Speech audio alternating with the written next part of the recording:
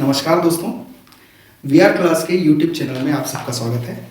मेरा नाम है वैभव और आप देख रहे हैं हमारी मुख्य परीक्षा सीरीज का प्रश्न पत्र 7।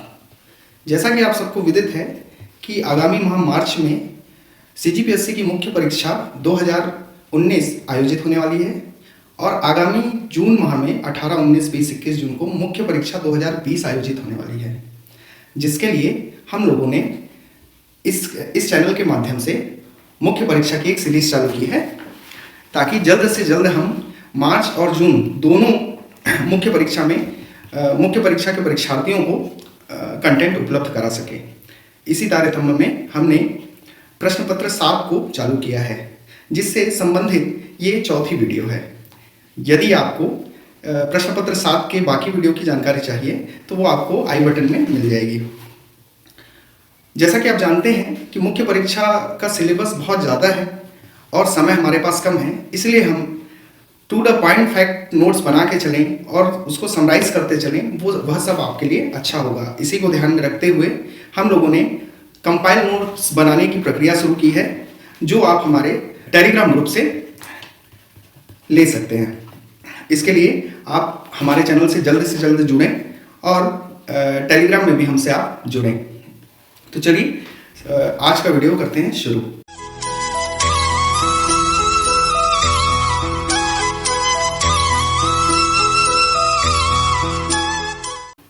आज हम बात करेंगे प्रश्न पत्र 7 के पहले भाग मानव अधिकार संरक्षण अधिनियम के। मानव अधिकार संरक्षण अधिनियम के बारे में यदि हम बात करें तो इसके पहले हमें इसके कुछ ऐतिहासिक पहलुओं में जानना होगा। इसके ऐतिहासिक पहलुओं की यदि हम बात करें तो उसके पहले हमें यह जानना होगा कि मानव अधिकार होते क्या हैं, ये किस प्रकार ये शब्द आया कहाँ से है और इसका क्या अर्थ है। मानव अधिकार की मैं बात करूं तो साधारण शब्दों में यदि मैं कहूं कि मानव अधिकार क्या है, तो ये वो अधिकार हैं जो मानव को जन्म से प्राप्त होते हैं और उसके जीवित रहने के लिए इसकी आवश्यकता होती है। यदि यूनाइटेड नेशन द्वारा हम इसकी परिभाषा को देखें, यदि आप मुख्य परीक्षा में जब लिखेंगे और आपको एक अच्छे शब्दों में भी इसे लिखना है, साधारण शब्दों को छोड़कर, तो हम यदि यूएन द्वारा परिभाषा इसकी देखें तो यूएन कहता है ऐसे अधिकार जो सभी मनुष्यों को जाति, लिंग, राष्ट्रीयता, भाषा, धर्म या किसी अन्य आधार पर भेदभाव किए बिना सभी को प्राप्त हैं, ऐसे अधिकार मानवाधिकार हो सकते हैं। ऐतिहासिक रूप में यदि हम जाएं कि पहली बार मानवाधिकारों का हमें वर्णन कहाँ मिलता है, तो मानवाधिकारों के संघर्ष का प्रमाण हमें 1215 ईस्वी में मिलता है। 1215 ईस्वी में ब्रिटेन में मानव अधिकारों के संबंध में वहाँ के राजा ने पहली बार घोषणा पत्र जारी किया। एक आप यहाँ पे शब्द सुनते होंगे, मैग्ना कार्टा।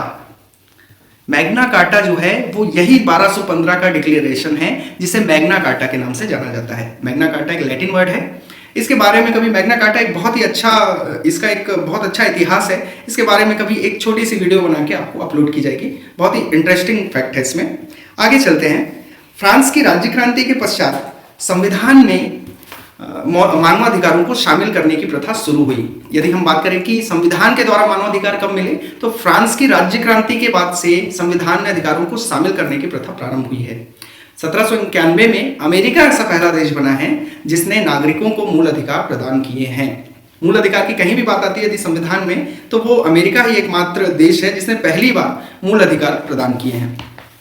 मानवाधिकार शब्द का भी प्रथम प्रयोग यदि हम देखें किसने किया, तो वो भी एक अमेरिकी राष्ट्रपति हुए, रूजवेल्ट। 1941 में उन्होंने एक वहाँ की कांग्रेस में बोलते हुए मानवाधिकार शब्द का प्रयोग किया। उन्होंने 4 प्रकार से मानवों को स्वतंत्रता की बात कही। ये 4 प्रकार हैं: बोलने की स्वतंत्रता, धर्म की स्वतंत्रता, भय से स्वतंत्रता और गरीबी से स्वतंत्रता।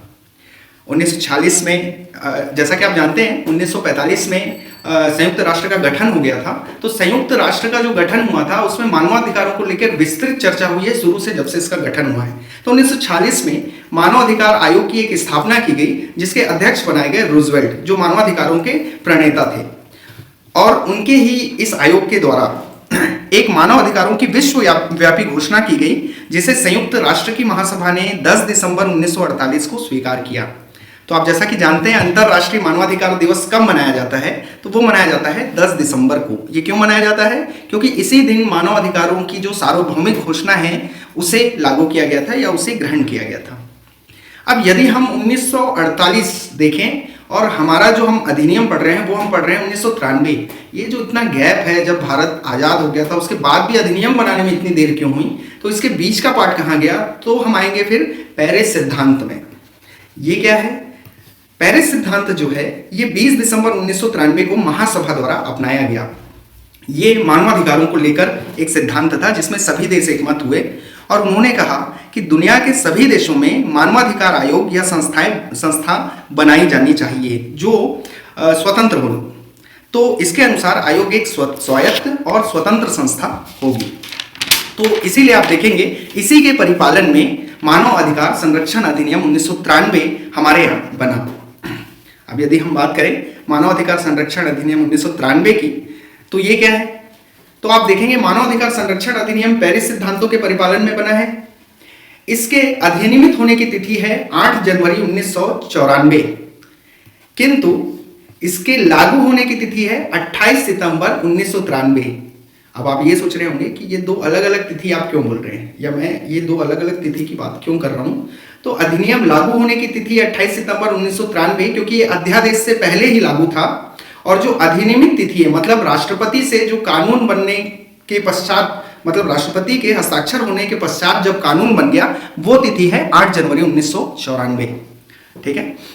नेक्स्ट यदि हम बात करें कि मानव अधिकार संरक्षण अधिनियम का उद्देश्य क्या है, तो उद्देश्यों की हम यदि बात करेंगे तो मानव अधिकार संरक्षण अधिनियम का पहला उद्देश्य है मानव अधिकारों का संरक्षण। दूसरा यदि हम बात करें तो राष्ट्रीय एवं राज्य मानव अधिकार आयोग की स्थापना, नागरिकों को उचित न्याय दिलाना, मानव अधिकारों को परिभाषित एवं स्पष्टीकरण प्रदान करना। क्योंकि मानव अधिकार यदि हम बोले केवल मानव अधिकार, तो अधिकार बहुत सारे हो सकते हैं, किंतु कौन से अधिकार अधिनियम में उल्लेखित हैं ये स्पष्ट करने के लिए, या किसी देश में कौन नागरिकों को कौन से मानव अधिकार प्रदान किए जाएंगे ये स्पष्ट करने के लिए हमारे यहाँ अधिनियम ये लाया गया। अब यदि हम नेक्स्ट बात करें कि इसकी विशेषताएं क्या है, यदि आपसे 2 नंबर या 4 नंबर के क्वेश्चन में ये पूछ सकता है कि अधिनियम की विशेषताएं क्या क्या हैं, तो आप क्या लिख सकते हैं? पहली चीज तो आप ये लिख सकते हैं कि ये संपूर्ण भारत में लागू है। दूसरी बात, मानव अधिकारों की पूर्ण व्याख्या करता है। मतलब यदि आप इसकी परिभाषा पढ़ेंगे तो मानव अधिकार की ये पूर्ण व्याख्या करता है। कैसे? जीवन की स्वतंत्रता की बात करता है, स्वतंत्रता की बात करता है, समानता की बात करता है, गरिमा की बात करता है। मतलब यदि आप देखेंगे जो भाग 3 है हमारे भारतीय संविधान का मूल अधिकार का, वो पूरा का पूरा अनुच्छेद 15, अनुच्छेद 16, अनुच्छेद 19 ये जितने और अनुच्छेद 14, ये चारों यदि आप अनुच्छेदों को मिला लेंगे तो ये मानवाधिकार से ही संबंधित हैं। तो इन सब का जो संपूर्ण रूप है वो आपको मानव अधिकार संरक्षण अधिनियम में दिखाई देता है। इसके पश्चात है आपका आयोग का गठन। ये इसकी विशेषता है कि एक राज्य स्तर पे आयोग और एक राष्ट्रीय स्तर पे आयोग। संविधान में एवं अंतरराष्ट्रीय प्रसंविदा में उल्लेखित मानवाधिकार, मतलब अधिनियम जो है वो ये बता रहा है कि संविधान में और जो अंतरराष्ट्रीय स्तर पे मानवाधिकार को लेकर जो भी उल्लेख किया गया है विषय का, वो जितने भी मानव अधिकार मिले हुए हैं उन सब का अधिनियम वर्णन करता है और उसकी सुरक्षा की गारंटी देता है। अब यदि हम देखें कि अधिनियम है क्या, एक नजर में यदि हम देखेंगे तो इसमें कुल 8 अध्याय हैं, कुल धाराएं 43 है। अध्याय 1 से लेके 8 तक में जो मुख्य बातें हैं उसकी हम चर्चा आगे करेंगे। यदि हम बात करें अध्याय 1 की, तो ये 2 धाराओं से मिलकर बना है, धारा 1 और धारा 2। धारा 1 संक्षिप्त नाम, विस्तार एवं प्रारंभ जैसा हर अधिनियम में होता है वो है। धारा 2 जो है वो परिभाषाएं हैं। इसमें जो धारा 2 घ है या धारा 2 4 है उसमें मानव अधिकार की परिभाषा दी हुई है। ठीक है, जब भी हम इसका नोट्स प्रोवाइड करेंगे तो उसमें 2 घ में स्पेशली क्या लिखा हुआ है मानव अधिकार के बारे में, ये हम आपको टेलीग्राम ग्रुप में प्रोवाइड करा देंगे। तो आप उसको अपने नोट्स में यदि लिखते हैं याद करके और क्वेश्चन आता है तो उसका बहुत अच्छा इफेक्ट पड़ेगा आपके आंसर में। नेक्स्ट हम बात करें अध्याय 2 की, तो ये धारा 3 से 11 तक में बटा हुआ है, इंपॉर्टेंट है ये। इसमें जो धारा 3 है वो राष्ट्रीय मानवाधिकार आयोग के गठन का प्रावधान करती है। इसके अनुसार जो अध्यक्ष है वो इसका उच्चतम न्यायालय का मुख्य न्यायाधीश होगा। इसमें वर्तमान में परिवर्तन हो गया है जिसकी चर्चा हम आगे करेंगे। ठीक है, तो इसका अध्यक्ष पहले होता था उच्चतम न्यायालय का मुख्य न्यायाधीश। इसके पश्चात जो इसके सदस्य होते हैं वो उच्चतम न्यायालय के अन्य न्यायाधीश हो सकते हैं जो सेवानिवृत्त हों, उच्च न्यायालय के न्यायाधीश हो सकते हैं। 2 सदस्य ऐसे हो सकते हैं जो मानवाधिकारों के संबंध में व्यवहारिक ज्ञान या अनुभव प्राप्त हों, और इसके सदस्य जो होंगे वो होंगे राष्ट्रीय अल्पसंख्यक आयोग, महिला आयोग, अनुसूचित जाति आयोग, अनुसूचित जनजाति आयोग के अध्यक्ष जो होंगे वो इसके पदेन सदस्य होंगे। इसमें भी एक अभी जो प्रावधान में परिवर्तन हुआ है वो हुआ है, जिसकी चर्चा हम आगे करेंगे। इसके बाद जो धारा 4 है ये बताती है हमें कि जो अध्यक्ष और सदस्यों की नियुक्ति है ये एक समिति की अनुशंसा पर होगी, जिसके अध्यक्ष प्रधानमंत्री होंगे, सदस्य होंगे गृह मंत्री, लोकसभा के अध्यक्ष, राज्यसभा के उपसभापति, राज्यसभा के सभापति नहीं, राज्यसभा के उपसभापति, लोकसभा में विपक्ष के नेता। इन जो अध्यक्ष और सदस्यों की नियुक्ति है इसमें उच्चतम न्यायालय के मुख्य न्यायाधीश की सलाह आवश्यक है। नियुक्ति इनकी राष्ट्रपति के द्वारा होगी। इसके बाद जो धारा 5 है वो त्यागपत्र और पदमुक्ति की बात करता है। सिद्ध कदाचार और असमर्थता के आधार पर राष्ट्रपति द्वारा उच्चतम न्यायालय के जांच द्वारा इसके अध्यक्ष और सदस्यों की पदमुक्ति की जा सकती है, या फिर ये त्यागपत्र देके पदमुक्त हो सकते हैं। तो इसके आधार क्या हो सकते हैं? सिद्ध कदाचार और असमर्थता मैंने बता दिया है। इसके अलावा दिवालिया यदि है व्यक्ति, या फिर किसी अन्य नियोजन या अन्य रोजगार में वो कार्य कर रहा है तो भी उसकी पदमुक्ति की जा सकती है। पद अवधि क्या है? तो पद अवधि धारा 6 है। 70 वर्ष या 5 वर्ष, या 5 वर्ष या 70 वर्ष, जो भी पहले हो वो इसकी पद अवधि होगी, और एक बार पुनर्नियुक्ति के पात्र होंगे। ये जो धारा 6 है इसमें भी परिवर्तन हुआ है। इसके बाद हम बात करेंगे अध्याय 3 की। अध्याय 3 जो है वो बताता है आयोग के कृत्य एवं शक्तियां। यह है धारा 12 से धारा 16। आयोग के कृत्य क्या क्या है? तो यदि हम साधारण रूप में देखें तो इसके कृत्य हैं, ये किसी भी पीड़ित के आवेदन पर मानवाधिकार उल्लंघन की जांच कर सकता है। मतलब सरकारी ऑफिस हो या फिर अन्य किसी ने जिसने भी मानवाधिकार उल्लंघन किया है उसके विरुद्ध यह स्वतः संज्ञान लेकर भी जांच कर सकता है, या पीड़ित के बिहाफ में किसी अन्य ने भी आवेदन किया है तो वो मानवाधिकार उल्लंघन की जांच कर सकता है। दूसरा है न्यायालय की अनुमति से मानवाधिकार के ऐसे मामलों में हस्तक्षेप कर सकता है जो उससे संबंधित हों। मानवाधिकार के ऐसे मामले जो न्यायालय में चल रहे हैं और उसमें ऐसा आयोग को लग रहा है कि उसका दखल देना आवश्यक है, उसका जांच करना आवश्यक है, तो वो आवेदन करके उसमें जांच कर सकता है। तीसरा है राज्य सरकार को सूचना देकर जेल या ऐसा कोई स्थान जहां पर कोई भी व्यक्ति निरुद्ध किया जाता है वहां का निरीक्षण कर सकता है कि वहां इलाज कैसा है, वहां सुधार कैसा है, वहां संरक्षण कैसा है। नेक्स्ट हम बात करें मानवाधिकार के उपभोग में बाधक तत्वों का पुनरीक्षण करता है और उनके उपायों की अनुशंसा करता है। मतलब एक ये रिपोर्ट हर साल राष्ट्रपति को देता है जो सदन के पटल पे रखी जाती है, तो उसमें ये बताता है कि हम कौन से मानवाधिकार के उपभोग में यदि कोई तत्व बाधक है तो उसका पुनरीक्षण और उसका उन्मूलन कैसे करें। नेक्स्ट मैं बात करूं तो मानवाधिकार के संबंध में अंतर्राष्ट्रीय संधियों का अध्ययन करना और उसके पालन की अनुशंसा करना। जितने भी अंतर्राष्ट्रीय संधियां हैं पूरे विश्व में मानवाधिकारों को लेकर, वो भारत में कैसे लागू होंगी और उसके परिपालन के लिए हमें क्या करना चाहिए, ये केंद्र सरकार और राज्य सरकार को बताता है। मानवाधिकार के क्षेत्र में गैर सरकारी संगठन को प्रोत्साहन देना और मानवाधिकारों का प्रचार प्रसार करना इसके अन्य कार्य और शक्तियां हैं। इसके बाद है आपका अध्याय 4 जो प्रक्रिया की बात करता है। धारा 17 से 20 है। प्रक्रिया तो जो सामान्य प्रक्रिया आयोग की होती है वही सब है। अध्याय 5 की यदि हम बात करें तो ये राज्य मानव अधिकार आयोग की बात करता है। जैसा हमने अध्याय 3 में पढ़ा केंद्रीय मानवाधिकार आयोग की, वैसे ही राज्य में मानवाधिकार आयोग अध्याय 5 में है। धारा 21 से लेकर धारा 29 तक इसका वर्णन है। धारा 21 जो है वो ये बोलता है कि राज्य में मानवाधिकार आयोग का गठन होगा जिसका अध्यक्ष उच्च न्यायालय का मुख्य न्यायाधीश और जो सदस्य है वो उच्च न्यायालय का अन्य न्यायाधीश या फिर कोई जिला जज हो सकता है जिसे 7 वर्ष न्यायाधीश होने का अनुभव हो। सदस्य एक हो सकता है इसका जो मानवाधिकारों से संबंधित हो। वर्तमान में इस धारा 21 में भी संशोधन किया गया है।